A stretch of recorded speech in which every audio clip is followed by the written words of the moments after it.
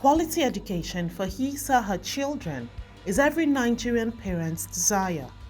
However, when even the barest minimum of education standards begins to be out of reach of the vast majority of parents in the country, it is a cause for serious concern.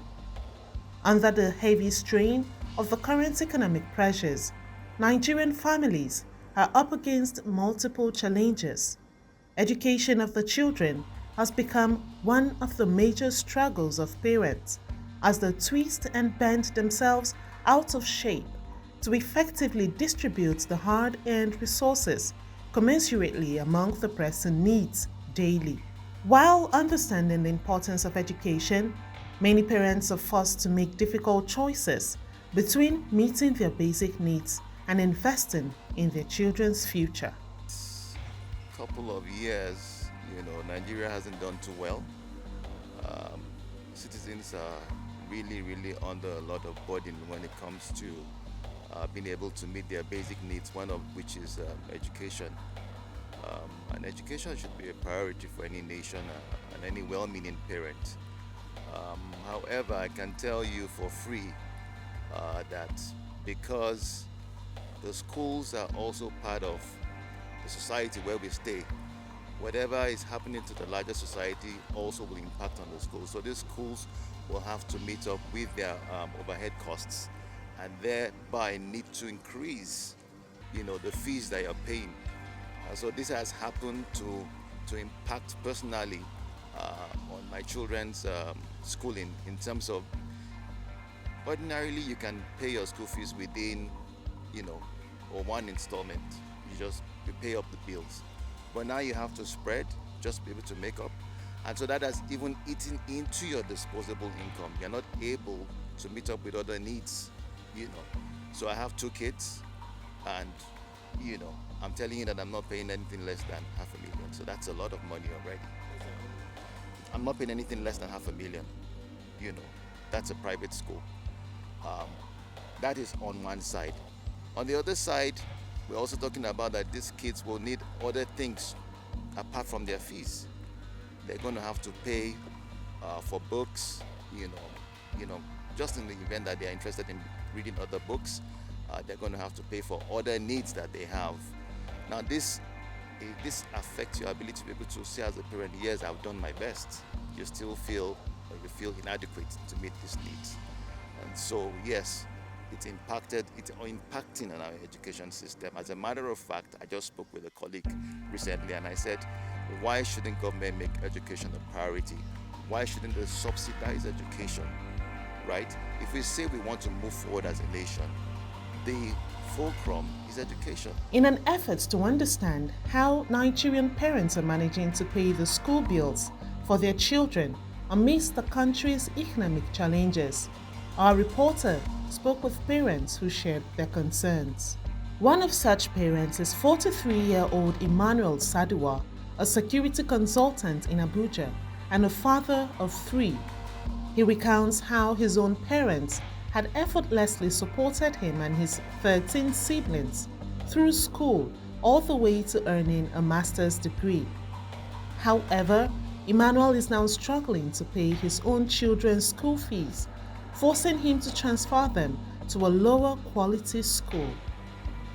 Despite this sacrifice, he still finds it difficult to make ends meet. But then, unlike before, where the money is readily available, but now you have to work extra hard to pay 30,000, 60,000, 35,000, something. You have to work extra hard.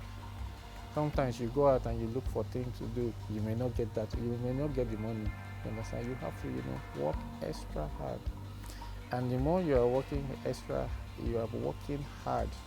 You understand? It's affecting you psychologically. You look at me. I'm 43 years old. I was born 1981. February 16. But you look at me now, you see me as if I'm 57, 60. No, it is a hardship. It is a stress because you need to put your thinking cap on to see how you survive you know, through the day. You understand?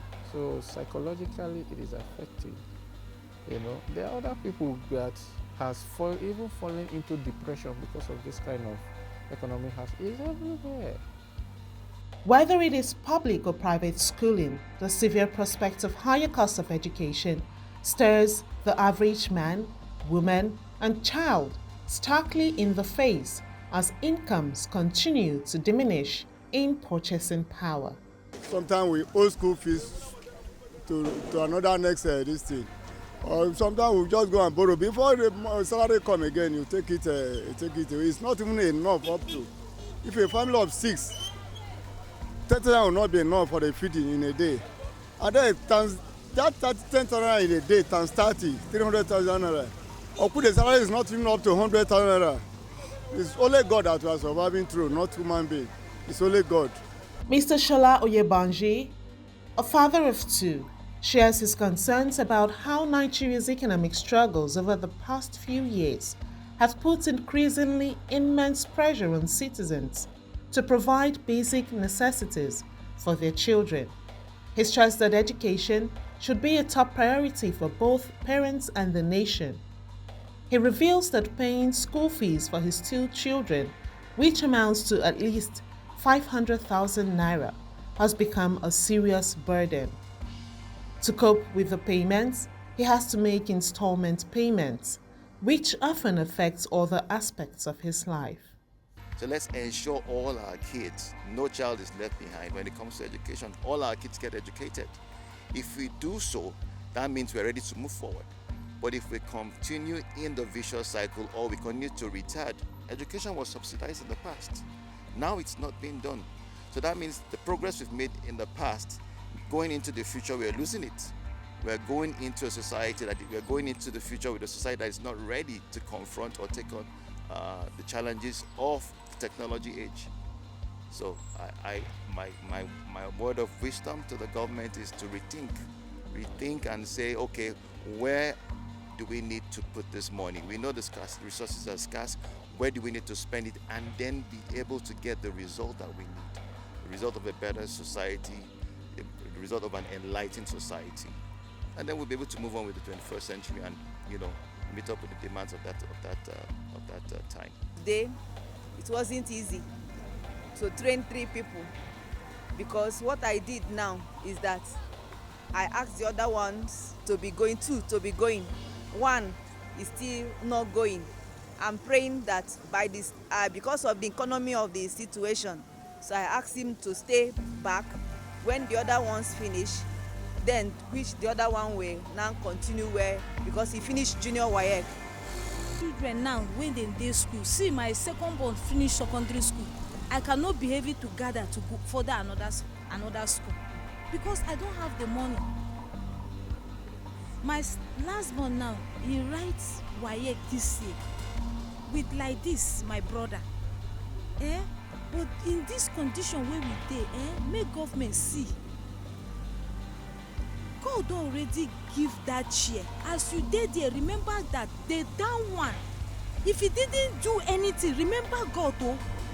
Because we defend in God. You know, say God say as he don't give them that chair, we should pray for them. I am praying for them because it no dey easy for them. But as God don't give them that chair, you need to do something about people. This is crucial if Nigeria hopes to have a competitive economy on the global stage. By investing in education, Nigeria can unlock the potential of its future generations and drive economic growth, enabling the country to compete effectively with the rest of the world.